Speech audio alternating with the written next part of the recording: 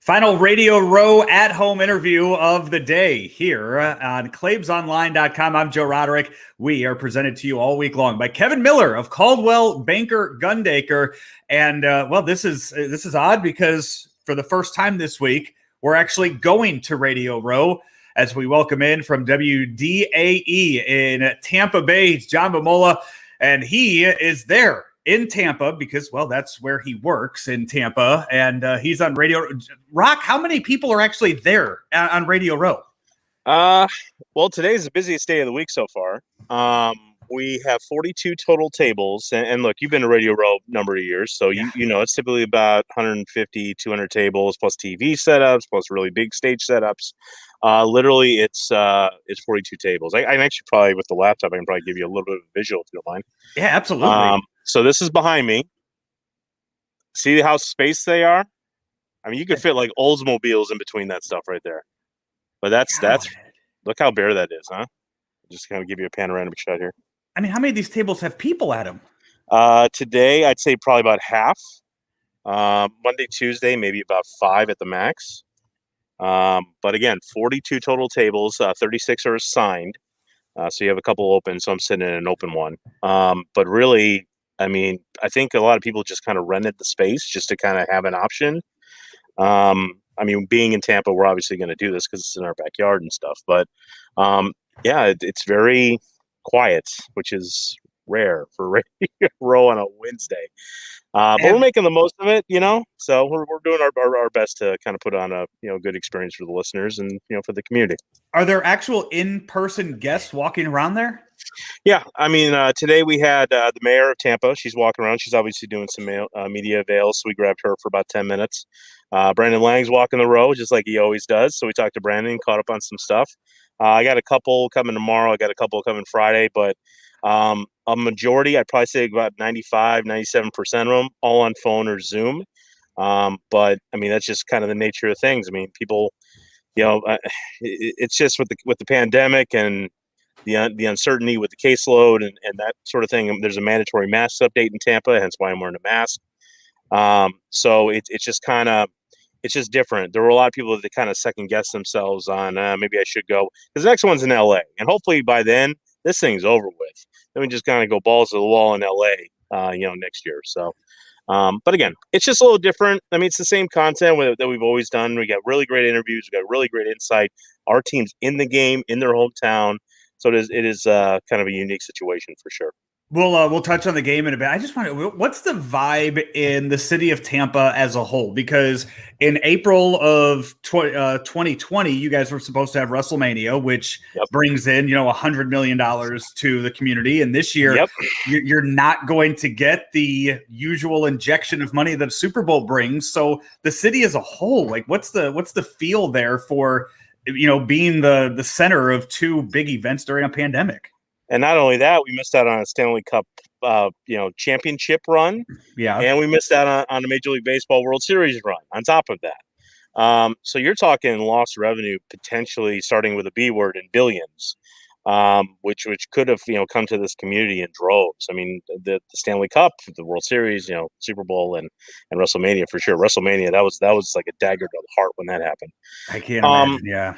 But honestly, the vibe in this city, if there's anything that's come out of this whole thing since, back in March, it's just that there has been so much success when it comes to sports and so many people need kind of like that escape. So the teams here presented it and they won. So it's kind of cool. So as painful as this pandemic has been for so many people on so many different levels, to kind of have that escape and not only just have the escape, just having games, but to win and win big and win it all. It's kind of balanced it pretty healthy. So, and plus, look, the state of Florida is handling this completely different than a lot of the states around the country. Like, open dining is there, outdoor dining is there. There's not a lot of places that were boarded up, as far as, staying at home and locking your doors. I mean, people, I was at the beach a couple of weeks ago, just hanging out. As long as you're distance, you're wearing a mask once in a while, you're fine. Not everyone's following, just shooting you straight. Not everyone's following the mask mandate, but, you try to do the best you can. But, the vibe's good. And when Tom Brady signed here in March, it was like, well, hell, I mean, now we're relevant. talk about an injection of life into a fan base, right? And then you get Gronk like 2 weeks later on top of that. So it's just been interesting for Buccaneers fans this season because this team at one point was 6-4, and we kind of didn't know what the direction was. Then they roll off 7 in a row. So it's like, okay, well, gravy train, let's go. Everything's gravy. This is a team right now that's playing with house money. They got no pressure on them because the guy that's wearing number 12 is putting all the pressure on him. And that's why they're a scary team. Sometimes you got those young kids that have no experience in the postseason, and the old graybeard is the one leading the charge on the ship. And you don't need to feel that pressure. And I think that's kind of why they've been so successful this postseason, especially. Right. And God, to have all three of those, as you mentioned, the Rays, the Lightning, and the Bucks now on these runs for that. What was the attendance policy like during the season for Buccaneers games? Well, to start, there were no fans. The first couple of games, they just didn't have fans. The Packers game, where Rodgers lit them up early, and then the Bucks just rolled them after that. That was the first game with fans. Okay. Right? They're letting in, I think it was 23,000, so roughly about a quarter to 35% of the stadium. Everything's distanced. Suite holders got their suites. But it was in limited capacity, obviously, because you can't, pack a suite with 50 people, But they did the best they could. They started slow. They said, look, the cases were really high in the summer, so we can't be putting people in a football stadium, right to start. But at the same time, if the cases start to go down, which they did, over time, we can put some people in there. The Rays did not have fans at all this season. They're planning to have about 7,000 a home game. Starting with the new year here in 2021, whatever that may start, by the way, too. I don't know if that's necessarily going to happen or not because it is a dome. It is an older building when the ventilation ain't exactly great, and we love the Rays because we're the flagship of the team. But, it's one thing to want something. It's another thing to make it actually happen. And the Lightning right now, they have no fans in their building either. Really? And the Tampa Raptors, by the way, the NBA's hottest team. I forgot about the Raptors. Out of all of this, we won a Stanley Cup. We go to the World Series. We're in the Super Bowl in our home stadium. Oh, and by the way, we're gonna test drive an NBA team in your backyard too. So that's been interesting. Where are they playing? Are they playing the same place the Lightning play? Yeah, they play at Amalie. Yeah, they play on the off nights for the Lightning. So, but they don't have fans now either because to start the season they did. It was roughly about 3,000-4,000 people. I went to the opener just to kind of get a vibe of an NBA game at Tampa. It was cool. Zion was there, so it was kind of weird hearing the Tampa crowd trying to pick a side to root for because no one really watches football or basketball down here. So at least not in this area. So but anyway, they're taking it slow. The Lightning said no fans from the start, but they just put out something today saying that they're hoping to bring back people starting next week. The Raptors started with fans, but when the Lightning made their decision, they pulled back on the fans. So maybe when they, go back to doing fans, maybe you get some fans at the Raptors games again. So they're taking everything step by step. They're taking uber precautions with this because we got to get this right, especially with this event. Because there's just so many people coming here for this that you want to make sure that people are safe first. You and I have been to many Super Bowls now, and when you see the week leading up to the game, like last year, for example, in Miami, everywhere you look, it's either a Chiefs jersey or a 49ers jersey. Last year in Miami. This year, it's unique for many reasons, but the Buccaneers are playing in Tampa. They are playing at their home stadium with the travel restrictions, with the pandemic.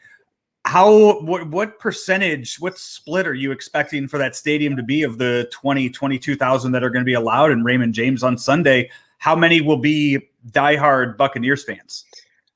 Look, a Super Bowl crowd is never really a diehard for either team. And I honestly don't think that that's going to change just because it's in Tampa. You're talking people that have $10,000 a ticket. Yeah, look, the pandemic's hit everybody hard. There ain't a lot of Tampanians, native Tampanians, that have just $10, $20, $30, $40,000 just to lay down. They just don't. I still think it's going to be a very corporate type of environment in the stadium. Being one of the partners of the host committee, we were able to secure some tickets for us. But it's like, it's a high dollar ticket, and you got to be spending high dollars to get it. It's not like, we can get board ops, a couple tickets to the game or something like that, I think in the stadium, it's going to be pretty even. I think walking around town, though, believe it or not, Chiefs Kingdom comes down and they support. There's a lot of red, a lot of arrowheads. I went to the NFL experience with my kids this past weekend. They were already here. Typically the out of town fan base kind of waits, till about Thursday, Friday, and then they start really rolling in. They're here and they're prevalent and they're being seen and they ain't shy about it either. But I think Bucks fans this week, last week, it's just kind of like a normal week because it's like, yeah, we're there. I can't believe we're there. But I think the closer we get to the weekend, that's when the Bucks fans are really going to come out. And look, all the party, like there's no media party this year. All the big parties like the Shaq party, the Gronk party, that kind of stuff, all that stuff is virtual now.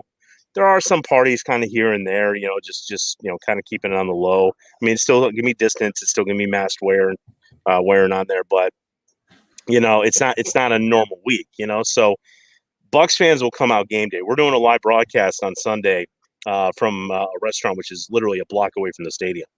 I wholeheartedly expect massive amounts of people coming to that. And all the places are charging per head because it's the local team in the big game. So they're trying to make up their money for some of the lost revenue that they missed, during the pandemic. So, and rightfully so, it's their establishment. They should do that, I think Bucks fans outside the stadium are going to show out pretty damn well. But right now, Chiefs Kingdom's doing pretty good. They're kind of showing their colors pretty well down here so far. For 18 years, 31 teams in the NFL hated Tom Brady. What has it been? What has it been like being the one team that has to change your tune and suddenly he's your quarterback this year? Well, here's the thing about before Tom Brady. I always said Jameis Winston's good for one thing. He makes it interesting every single week. Whether he's great, whether he's terrible, he makes it interesting every single week. So for a sports radio person, that's a great thing to have. To sign the greatest of all time, and look, it doesn't take a rocket scientist. The thing that amazes me, Joe, is that Jason Light has been down here as the general manager of the Buccaneers for, I think, about 6 or 7 years. He's the one that drafted Jameis Winston.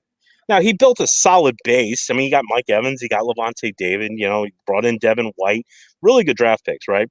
It doesn't take a rocket scientist to go out and get the greatest of all time, and then all of a sudden the expectations change, right? It's funny to me because I remember being up in Chicago when Jerry Angelo got Jay Cutler. And we did the Jerry Angelo apology tour on the radio because they actually went out and got a legitimate quarterback, right? It's amazing how quickly fan bases forget 5 years of Jameis Winston and the ups and the downs. And, it's the receiver's fault. It's Jameis's fault. The tight end didn't run the proper route, that kind of stuff. The excuses that they just continued to make for that guy. And Jameis is a great guy. Don't get me wrong. And I wish him well in New Orleans. I heard Sean Payton's interview today. Hopefully he has a really good career there. But it doesn't take a rocket scientist to go out and get the GOAT, man. I mean, and plus, this is business for Tom. He's 43. He got a 2-year deal. He'll probably play both years. I mean, he said today during his press avails that he's going to, next year's just going to be much more better than this year. So that tells me he's in for next year, just like Bruce Arians said on our station last week. However, TB12 is his future. The supplement business is his future. Where better to go for a supplement company than the state of Florida? Okay, this is smart business by Tom Brady. Don't mistake it. He's a smart businessman. He's a great football player. Don't get me wrong, but he's a better businessman because he knows where his future is. And if he sticks in the Northeast, that only gets you so far. You come down to Florida and you do anti-aging supplements and you do immune system. Oh man, just throwing money at people. I'm telling you. So this was more about business than football for Tom Brady, in my opinion. Spoken like a guy that's looking for those ad dollars when he retires and starts those those companies up. Yeah. Oh, believe me, I've already talked to TB12, and we love TB12. And if TB12 wants to come over to DAE, hey, hey, one big happy family, baby. That's all I'm saying. But look, I respect Tom Brady. I always thought he was a system quarterback, but this season proved me wrong. So I just thought that him and Belichick, it was just kind of the right guy in the right mix. It wasn't necessarily that the talent was so much better; just he fit the role. You come down here and just watch the progression of how he got better. That's talent. That's not the system. So I mean, prove me wrong. I'll fully admit it. I was wrong. But how can you not like Tom Brady? I was going to say, what's your prediction for Sunday? I've picked against them every single game except the Washington game. I thought they'd lose to the Saints because, honestly, they looked terrible the 2 games that they played in New Orleans. I thought Green Bay was a hell of a lot better than what they showed out. But at the same time, I'm kind of hesitant to pick them because when I pick against them, they win. But at the same time, just seeing how they're playing and especially how this defense is playing right now because they are just balling out. And it's in their home turf. I kind of want to go with the Bucks. I really do. I don't have a score. And I said it in an interview with another outlet. I don't care if it's by safety. I don't care if it's 3-0. I know it's going to rain on Sunday, so it's going to be kind of a lower scoring game, I would think. That plays to the Bucks at advantage because Kansas City, if it's a slick ball and a slick field, they can't do what they do on a normal Sunday to Sunday basis. So that actually favors the defense of the Bucks, and I think that's why they're going to win. I'm going to keep following everything you're posting on Twitter and social media this week because it's fascinating to me just to see how different everything looks this week. So enjoy what you can. I know it hasn't been the best of luck, but I know you'll make the best of it, and we'll reconvene next year in LA. Yeah, absolutely. West Coast for those morning shows, 3 a.m. wake-up calls. Let's go, baby. Woo!